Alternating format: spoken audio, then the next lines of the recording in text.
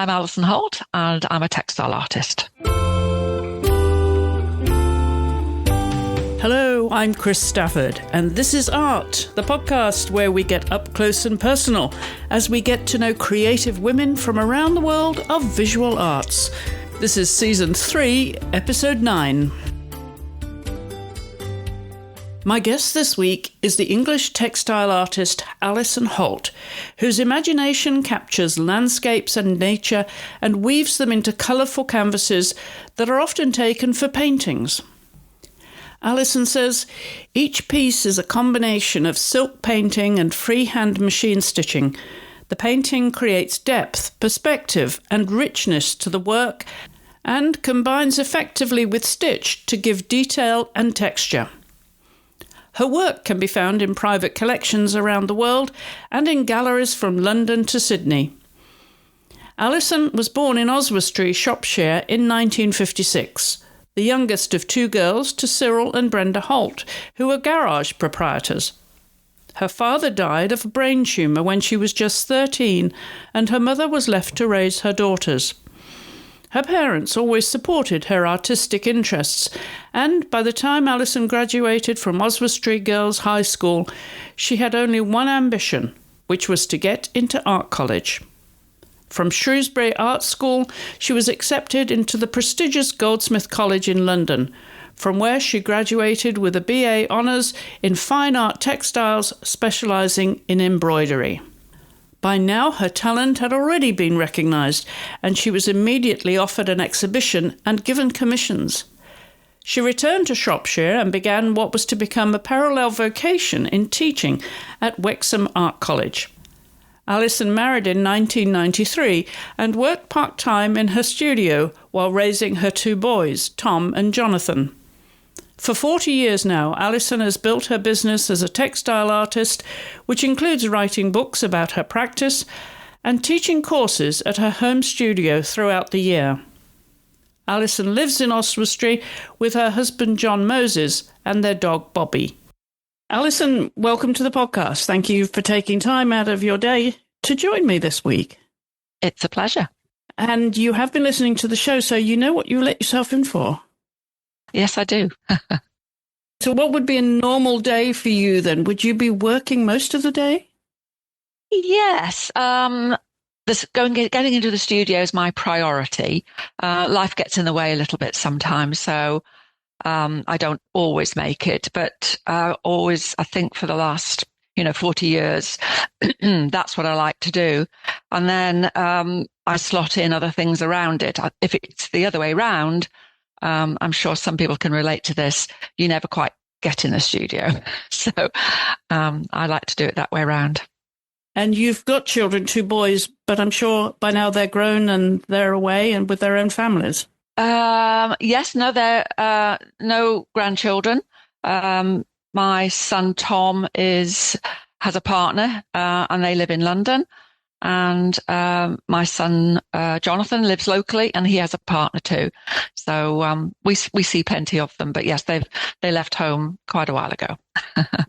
So you have the house to yourself pretty much then? My husband and I, yes. Well, I'm just wondering what a typical day would be like for you if you have your studio at home. Yes, my studio is. We had a double garage that we converted to make a studio for me, which overlooks the garden, and it's big enough to teach in. So we did that about 8 years ago. Before that, I was in the attic. We used to joke about me starving in a garret. And yeah, I usually get in here between 9 and past, unless something else is scheduled. And if the weather is nice, which it has been the last few days, the doors are open, and the next thing I know, I'm in the garden doing a bit of weeding. Ah, yes, you can combine your love of gardening too then. I can. That's a perfect existence, isn't it? Everything's just as it should be for you. Yeah, I feel very privileged and very grateful for the life I've got. Yes, very much so. And you live in a very pretty part of England on the Welsh borders there. I'm familiar with that area, and it really is inspiring. I'm sure the landscape does inspire you, doesn't it? It does, yes. A lot of the work I do is based on just walks with my dog. of things that I see around here within probably only a 2 or 3 mile radius. Um, and so I don't have to go very far. And then the seasons give me even more variety.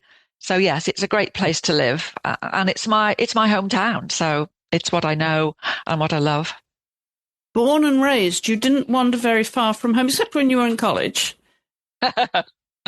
No, I went down to London and came back here after I graduated from Goldsmiths and thought, well, I'll just have a little think about where I want to go and what I want to do.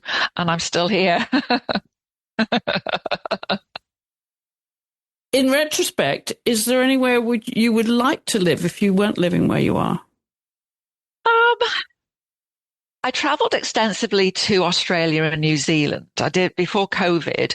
I was going there every year to teach and exhibit. And I did that 7 years in a row. And I just thought it was an amazing country, both of them. I loved both. But I think loving somewhere and actually wanting to up sticks and live there is very different. My husband worked abroad for a long time. So I was a bit like a single mum for several weeks at a stretch. And we talked about him getting different posts, married status rather than not. But we wanted the security for the children. My husband's mother and my mother were nearby, and it sort of worked for us that I stayed here and pursued my career. But we love to travel, so I've always been the same. I like to get out in the countryside, but I like to live on the outskirts of the town with all the advantages that gives me. And I like to live here and travel and visit places. It's the best of both worlds, really. And we do have, of course, a lot of listeners in Australia and New Zealand, so you'll have to tell us where you were. Yes. Oh, wow. Well, the first trip took me to Tasmania, which is fabulous, and then to Sydney. And then the following year, some students had come over from Perth and Adelaide and Melbourne to my course in Tasmania. And that's how I got to go back the second year, because they then asked me to go and teach in those locations. And it sort of snowballed like that. That's how I kept going back. I would get to new towns, new cities by students who had been on a course. So it was just lovely. It just was really organic, just developed and evolved. And I enjoyed every minute of it. It was hard work, and it took a lot of planning, but I didn't mind that because the end result was fantastic experience. You mentioned your husband, John Moses. What does John do? Well, he was in education. When we first met, he was living and teaching in Borneo. He worked for the Sultan of Brunei and set up a sixth form college and had a lot to do with education being developed over there. So he was out there for about 8 years. And then he looked for a job that gave him some time in the UK and some time abroad working. So he ended up in Libya, in the middle of the Sahara Desert.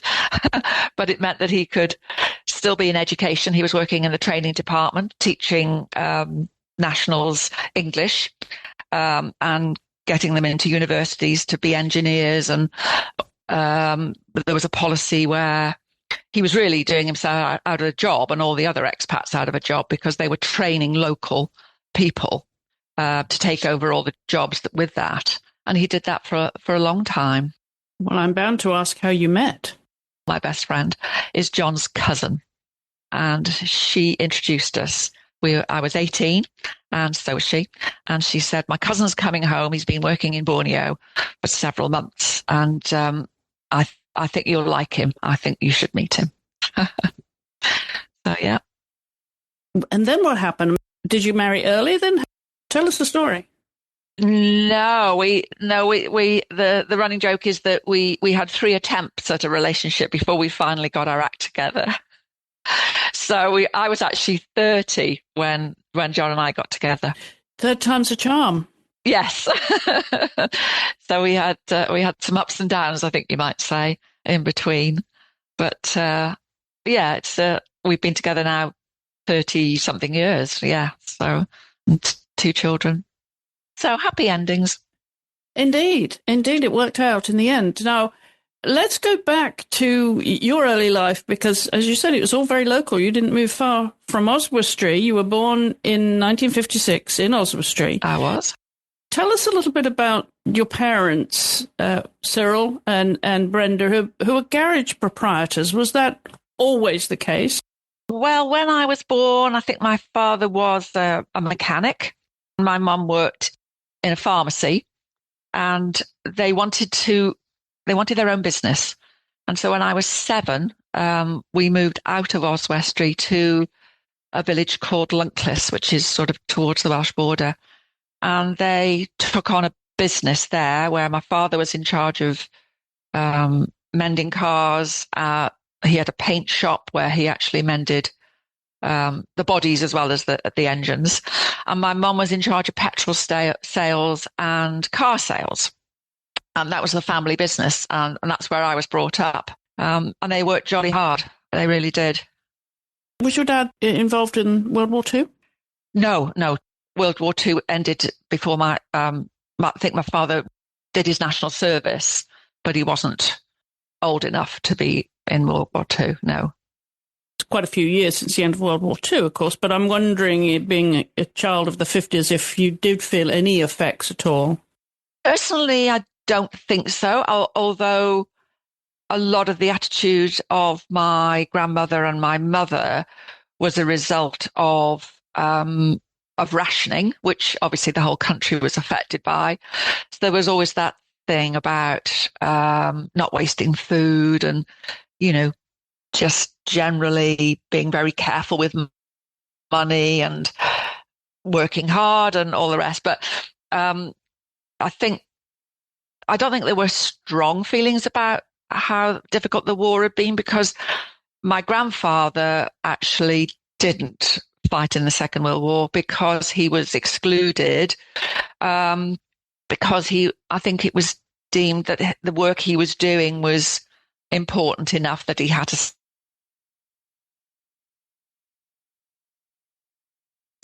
a chauffeur for Lord Harlech, which is a local family. Harlech was actually it's his name at the end of the films at the cinema. He was I forget what the title he was, but he would be part of the kind of censorship team or something. Sorry, I'm sounding a bit vague. Anyway, I'm rambling a bit. Their house, where my grandfather was a chauffeur, became a hospital during the Second World War. And he was in charge of the maintenance on the whole of that house. And so he kept the boiler going and he did all the repairs and made sure that hospital, which looked after injured soldiers, was well maintained and kept running. So they had a very different war to some people. Yes, indeed. I'm wondering which part of England was that? Was that in your area? That's here. We live opposite the fields that lead up to the house, which is in different hands now. But my mum was brought up there. They had a flat in the grounds, and she had an interesting upbringing. What kind of stories were you hearing then from your grandparents when you were a child? Oh, all sorts of interesting things about really being in service, and the fact that they were rubbing shoulders, if you like, with the landed gentry. I think one of the interesting things was how the war changed the attitude. And my mum, born in 27, by the time the First World War had finished, the attitude to whether they could have any conversation with or be seen by anybody visiting changed radically. So my mum's younger brother actually played with the children from the big house, and also any visiting children. So, the Kennedys visited and my uncle played with them and, that sort of thing. So I found that interesting.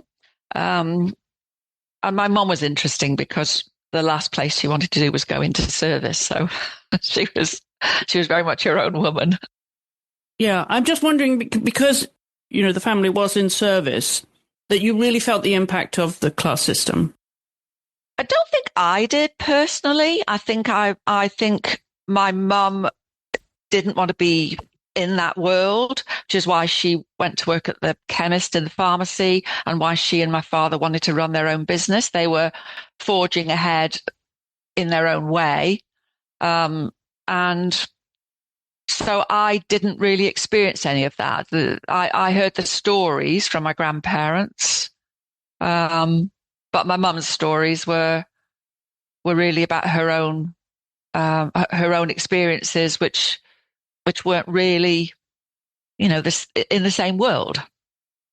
Were you close to your parents? Which one did you spend most times with, and what kind of things would you be doing? I was closest to my mum. My father died when I was 13, so that relationship obviously ended then. But I was close to him. He was one of life's enthusiasts. So if you showed any interest in anything, as a child, and he would say, "Oh, well, we better get you some flippers, and we better get you a mask, and anything that you might need." And then when I was 9, I learnt to ride, and I was fortunate that he said, "Well, we should get you a pony. You need your own horse." So I had a pony from the age of about 10. And that was down to my father. He was very generous and, encouraged us. What did you do with your pony? Did gymkhanas, pony club? Yeah, badly.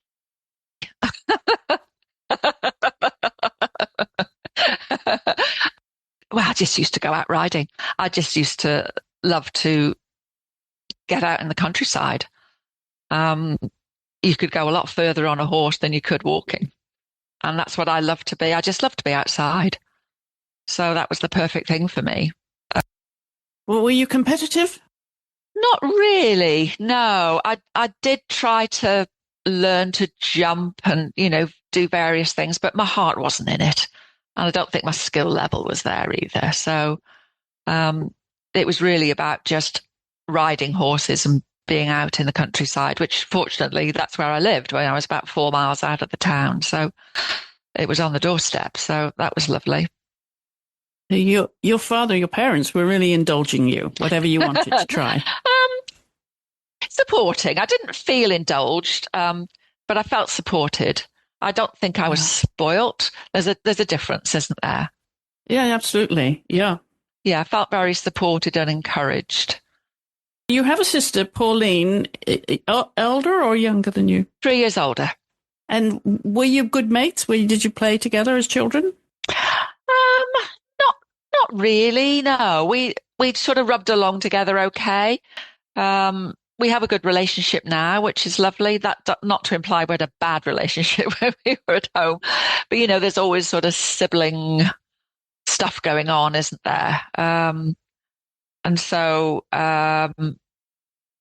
we didn't do a lot of things together. That's my memory. That we were quite separate. She didn't want to ride. She didn't come swimming. We didn't do those sort of things together. Alison, what were the circumstances of your father's death? Oh, he had a brain tumor, and and died. Well, I had an operation, but it was malignant, so he died six months later. Yeah, very sad for my mum. Difficult for us. It was life-changing for all of us. It has quite an impact, that. Absolutely. I mean, to lose a parent, at such a young age, for any child, it's very, very hard. And I'm wondering how you reflect on the impact it had on you personally as a 13-year-old child. Yeah, I think it's made me very independent, because I think I watched my mum become very independent. So I think when you lose a parent, there's lots that go on. And I think my mother was an amazing role model. She carried on that business, which was a very male-orientated world, but she she managed extremely well. And I just watched her, well, and listened to her say things like, well, you've got two choices, haven't you? Which really means you've only got one. You have to get on with it. That would be her philosophy. You can't just give up. No, absolutely. She was determined to carry on, kicking on, as they say. Now, what would you have learnt from that then that you carried into your adult life? Well, I think not to let things deter you from what your goals are. I think, as I said, I think I'm very independent. I like a challenge. I suppose it'd be interesting to ask my children what sort of mother I am. Maybe not. Well, I was going to ask you next, actually, what your friends, what your family, perhaps your mother even, how they would describe you. I honestly don't know. I know my mum was very proud of everything I've achieved. She told me that, which was lovely. But I'm not sure how she'd describe me. Bit strong-willed, perhaps. What about your family? How would they describe you now, or your friends? Well, my good friend Mal, my best friend Mal, she says that I'm her best friend. She values that highly, like I value her. So I don't know what makes a good friend. Somebody you can rely on, somebody who keeps it real, somebody who supports you. Like my parents supported and encouraged me. I like to do that with other people and my own children. Going back to childhood then, Alison, you obviously enjoyed the big outdoors. I'm wondering what else you did. Was there any art interest as a child? Yes. Yeah, very much so. That was really a strong hobby for me, just drawing. Absolutely loved it. And discovering that I could draw. I remember at school, I would be 11 and we all had to sit opposite each other in the art class and draw the person across the table from you. And we had an hour. And I can remember looking at my drawing and thinking, I'm not sure people will recognize who this is. And then they pinned them all up on the board and we all stood back and we looked at our own and looked at everybody else's. And I can remember thinking, oh, wow, well, at least it looks human. There were some really interesting drawings up there. And I remember thinking, oh, I can draw. I was worried about a likeness, but, I'd got the eyes and the nose and the mouth in the right place. And it was a real eye-opener because we all have different skill sets, don't we? And I think in education, it's really important that people are allowed to find their strengths. It doesn't always happen, does it? Education's become so prescriptive and the art's squeezed out. But yeah, for me, that was just so important. Did you feel then that your art was drawn out of you when you were in school, before you went to college? I think so, yeah. I had a really good art teacher. And so colour theory and perspective, it seemed a little dry, I can imagine, to some people, but I found it all very interesting. All those essential building blocks. I'm very grateful for that because it gave me such a good grounding and an enthusiasm as well. It wasn't dry.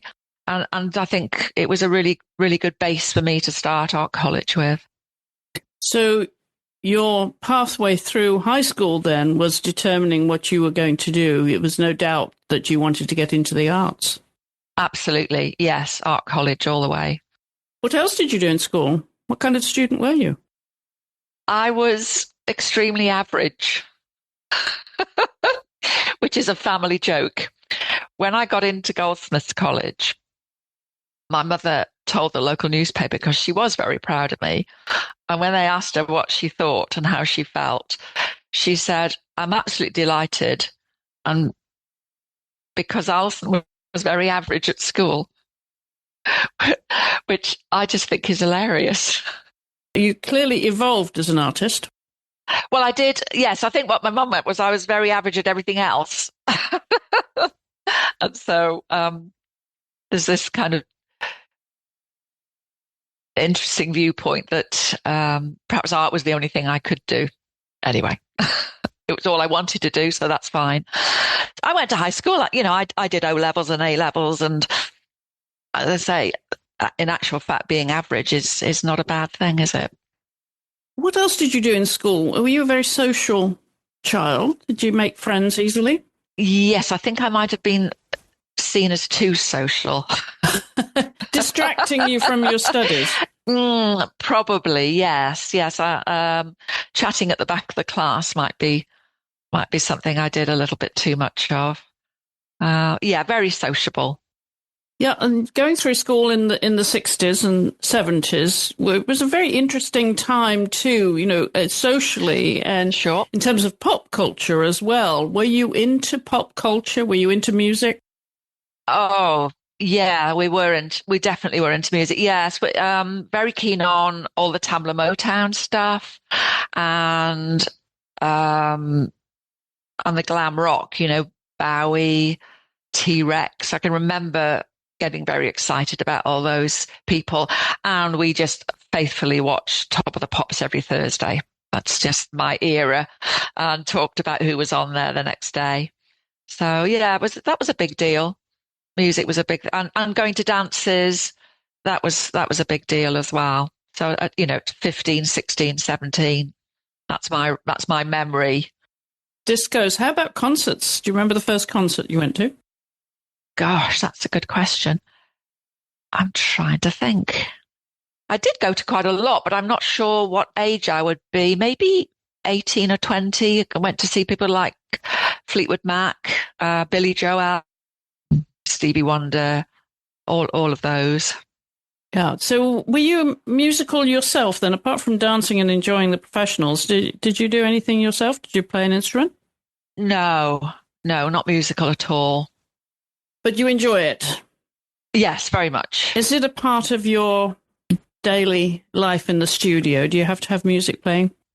I do. I like the radio on because I quite like a random selection of tunes thrown at me. So yeah, I go to different radio stations, depending on who the DJ is and what sort of music they play.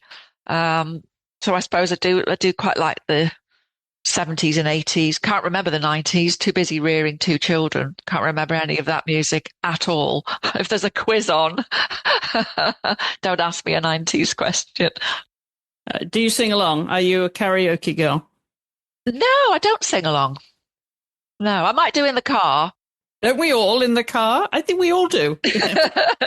Yeah, but in the studio, it's very much background music while I'm working. I like the radio on so I can drift in and out. I've tried listening to a play while I work, but I actually sit and listen to the play to the end instead of getting on with some work. So that doesn't work.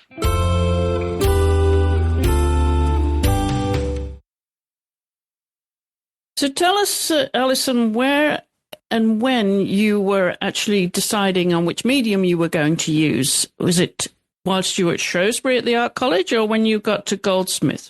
Where did you get the inspiration to make that decision?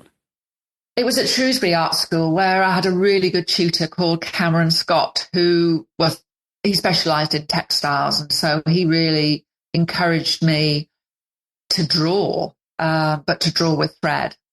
And he used to set me different projects. We got on really well and he encouraged me.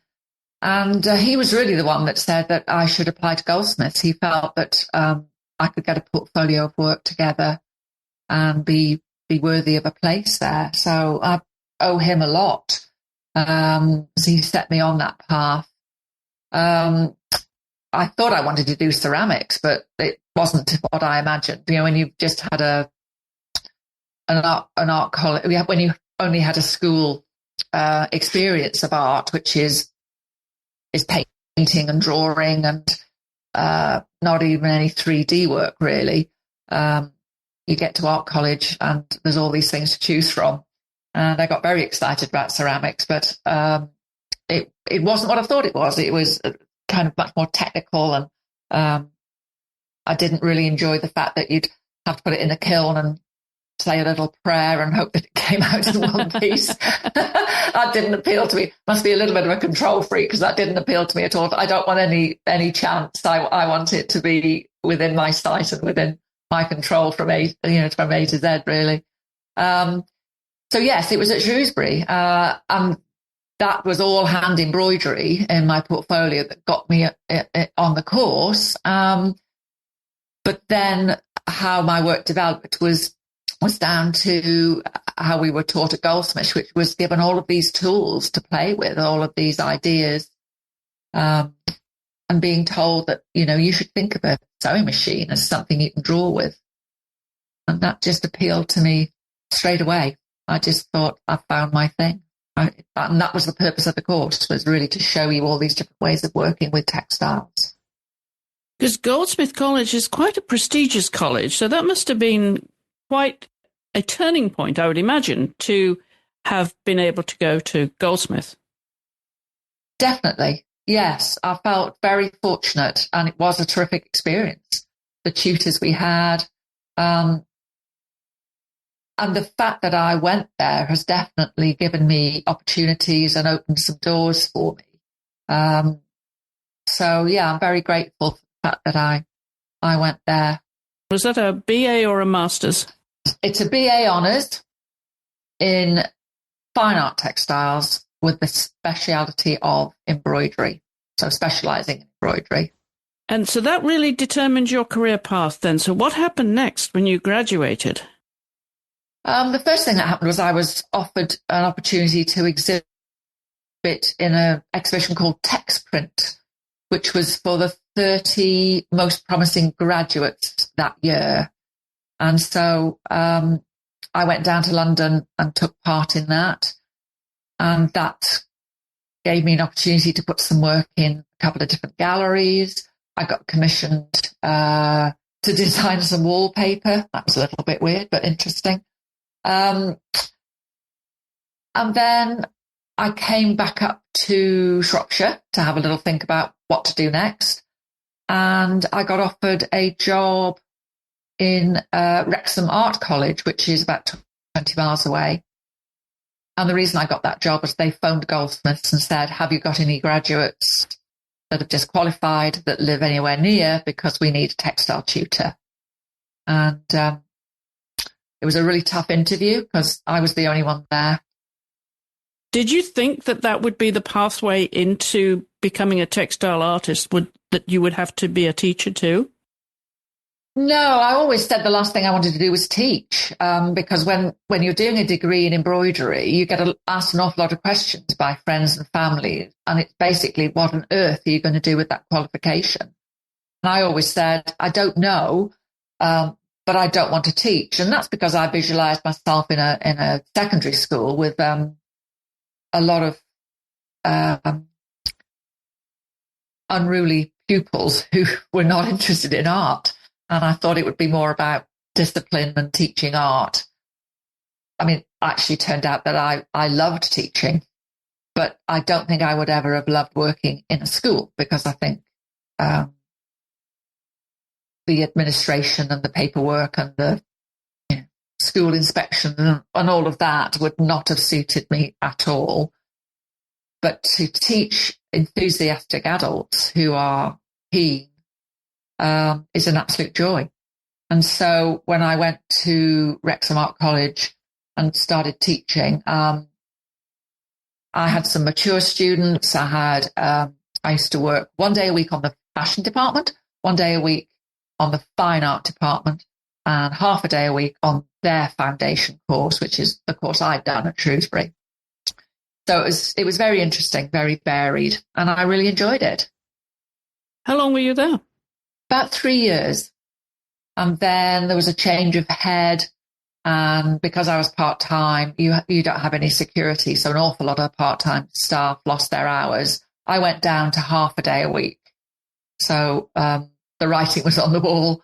And so I then looked for some alternative, and I found an advert in the Craft magazine offering a free studio in a group of studios to then give kind of talks about the other artists. They'd have visitors and groups would come along, and you were the one that showed them round and gave them a little bit of information about all the different artists that was in there. So I went and applied, and that's where I went. And that was when I was, again, near Chester, and again, not far away.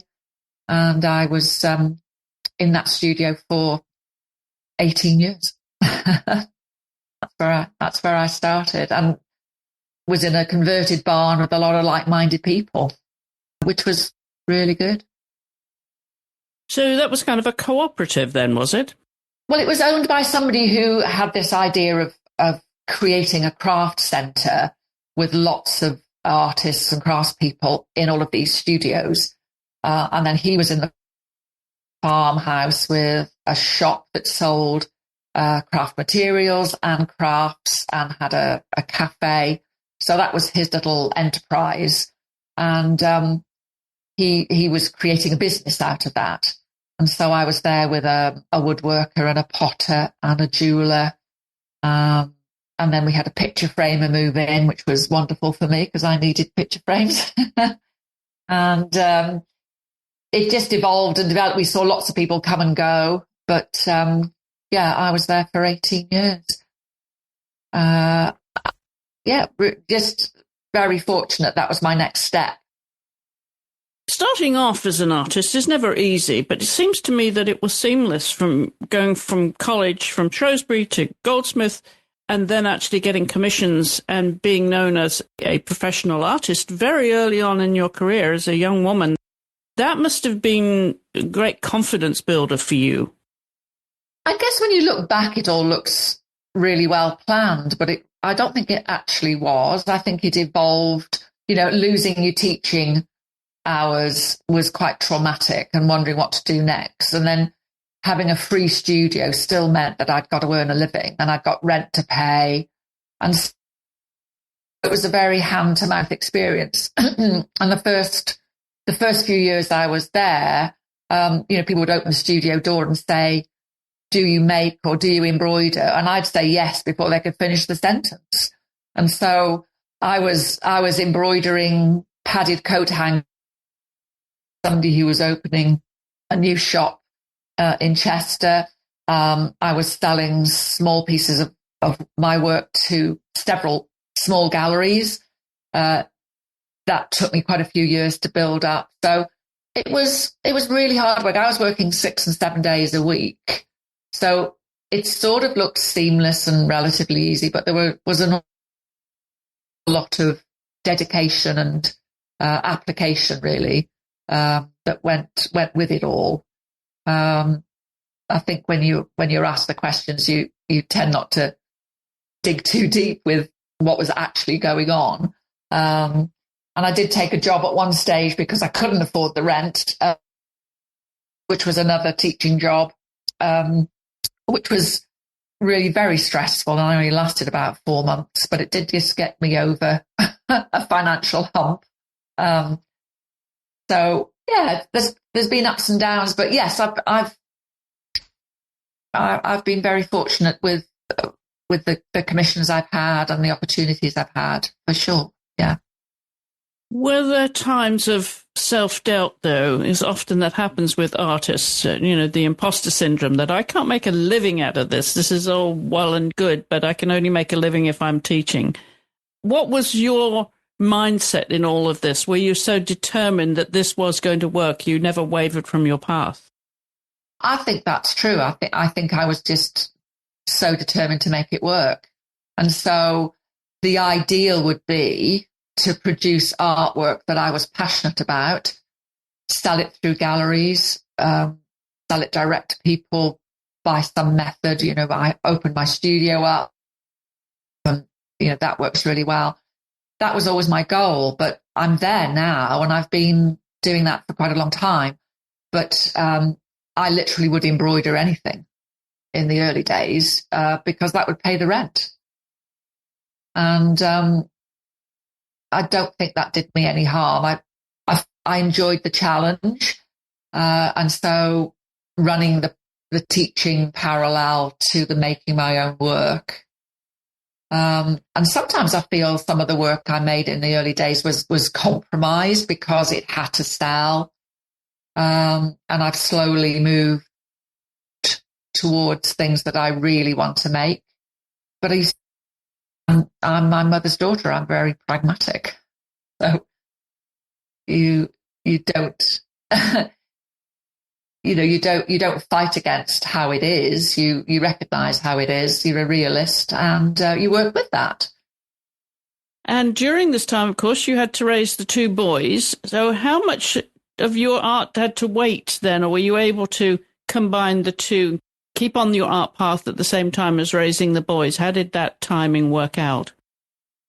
Well, it worked out really well because before I had the children, I probably had about 10 years of being a professional artist. And so I felt like I had a career that just needed to sort of pause or slow down for a little bit. And I worked hard at making sure it was there for me to go back to. So my husband was incredibly supportive. I used to have the children in nursery 3 days a week, and I would work those 3 days.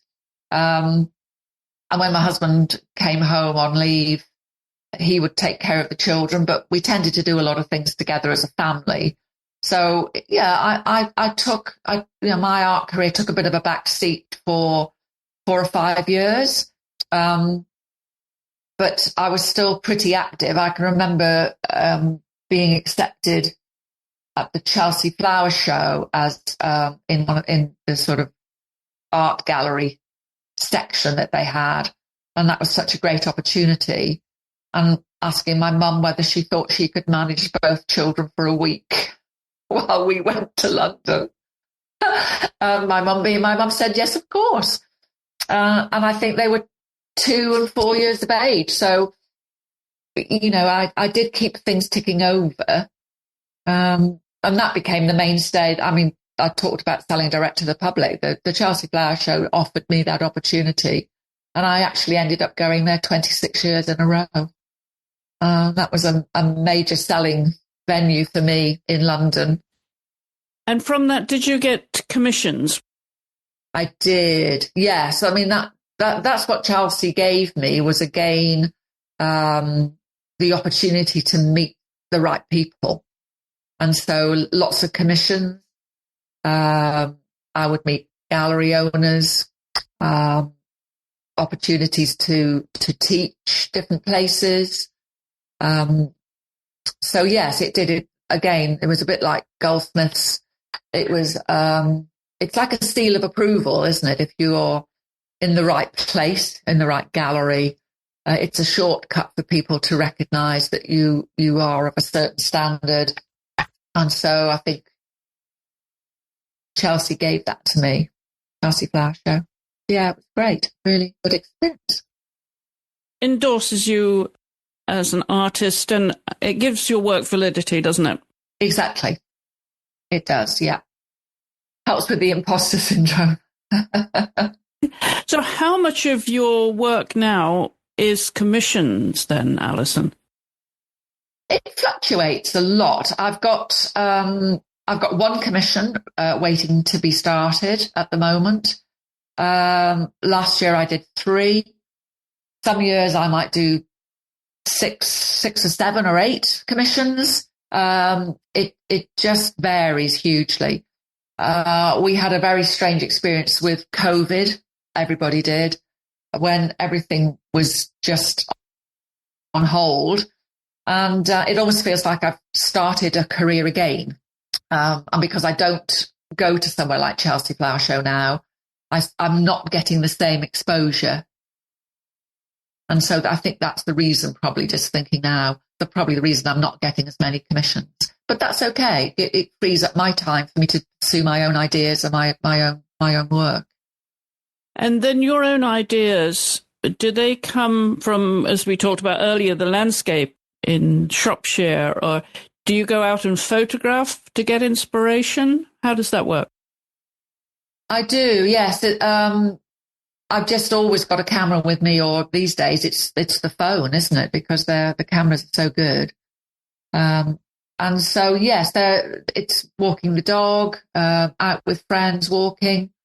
And they're places that I see. I capture things I am attracted to. So it'll be the juxtaposition, certain colours and shapes. And it's really about trying to recreate those back in the studio. That's my starting point. I can't take a sewing machine outside, so I've got to bring my ideas back somehow. And I think photography for me is the best way because it's the closest to working from life that I can manage. I don't want to sit and sketch in the landscape because I want to explore on the fabric with the threads through stitches. That's my drawing process.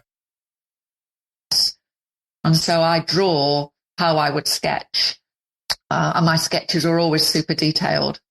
So if you draw it once out in the open air, I don't want to then recreate it in stitch. I want the stitching to be the first exploration, if you like. How much of the time would you spend teaching? Since COVID, I've restricted where I teach. So I'm only teaching in my studio here. I do a series of 3-day courses. I've found 3 days is the sort of optimum amount. It works really well for students to have a day of silk painting, which is how I start all my work. There's always a silk painted base. And 2 days of stitching. So about 5 or 6 courses in a year. What sort of sizes would you typically work on, Alison? My work's quite small scale, so I still think in inches. So a lot of my pieces are 7 by 5, 7 by 7, 8 by 10, that sort of thing. I do some bigger pieces, but they're a bigger commitment time. But I do some larger pieces just because it's lovely to have that variety, for it to be on display with some variety, but also for me to tackle something large. And then when I've worked on that for a week or so, it's really nice then to do something that only takes me perhaps 3 or 4 days to complete. So I do like variety. What would be your biggest piece of work, do you think? The largest piece I've ever done, I would think about 3 foot by 4 foot, I would think is about the largest piece I've ever made. And you are shipping all around the world. Do you have clients around the world still? Not so much now, although I do sell from my website and they do go all over. During COVID, I was posting things to New Zealand and Australia, all over the US, all over Europe. So yeah, I have got work all over the world, which is lovely to think about, actually. In private collections, now what about galleries and public? Where would we see your work? Well, the Embroiderers Guild of Australia piece from me, they have that in their gallery in Sydney. I don't have a lot of work in public galleries. It's mostly private collections. I do exhibit regularly in some really good galleries, but not have anything permanently on display anywhere. Where would you like to be shown? Are there places that you think, yes, that would be really cool, that would really make a difference to my status in some way internationally? I don't really have any aims or ambitions in that department. I think where I am at the moment is I'm just really busy focusing on doing my very best work. I feel, on reflection, over the years, my priority has been raising a family, actually making a living, making sure that I earn enough money. And now my priority is definitely just exploring my own art and indulging myself in a sense. I mean, recently I've been exhibiting the Mall galleries in London, which I feel is quite an achievement. And there's a few societies that regularly exhibit there. And I've been applying to their open call exhibitions. and have been quite successful. Again, this is new for me in the last 2 years. So I've had work accepted by the Marine Society and the Royal Society of Graphic Artists and the Royal Society of British Artists. And so that's something I'm exploring, and that has a real sense of achievement to it. It's quite tough to get into these exhibitions, and you have to take the rejections as well as the acceptance letter. So that's where I'm at the moment. I'm wondering what's on your bucket list then? Don't have one. It's just about making more art, really, and enjoying what I do. And where does the satisfaction come from? Is it when you stand back and having finished a piece and you hang it, you're satisfied with that piece? Or is it when it gets on public view or gets a public reaction? I think it's for myself when I see it finished. It's an interesting experience creating artwork, because you go through various stages of loving it and hating it, and being excited by it and then feeling despair. And I'm sure a lot of people can relate to this. So in the space of a few days of working my way through a project, I can love it and hate it in equal measure, and just feel that it is working, and then you apply yourself and then you rescue it. And so I think it's very hard to be satisfied with your work, which is why you just keep making more. You're always striving to improve. And some people can look at my work and be so complimentary. And I've trained myself not to point out the mistakes. I've trained myself not to point out where it's not quite as good as it could be. Because I can always see the fault. I can always look at something and think, oh, I could do better. Well, it sounds as if you're in a very good place in your career. 40 years now you've been doing this, and obviously a lot more art to come, Alison. So thank you for taking time out of your studio to join us on the podcast where you can find links to our guest social media and also to our social media. You'll also find our email address, and you can drop us a line if you'd like with any suggestions for guests to theartpodcast@gmail.com. Don't forget that's art with 2 A's. And if you're a regular follower of the podcast, you'll know that we have a YouTube channel where since season 3, we've been recording bonus content with each guest. So you can go over to our YouTube channel at The Art Podcast. The Art Podcast, of course, is art with 2 A's, where you'll find extended conversation between me and my guest. So an extra few minutes there where you can actually see the guest yourself. And also on our YouTube channel, you'll find all of our podcast episodes right the way back to season 1. And if you have a moment whilst you're on your podcast app and would like to leave us a review and a 5-star rating, that will help our rankings among hundreds and hundreds of podcasts. So, of course, that increases our visibility and helps others find the show.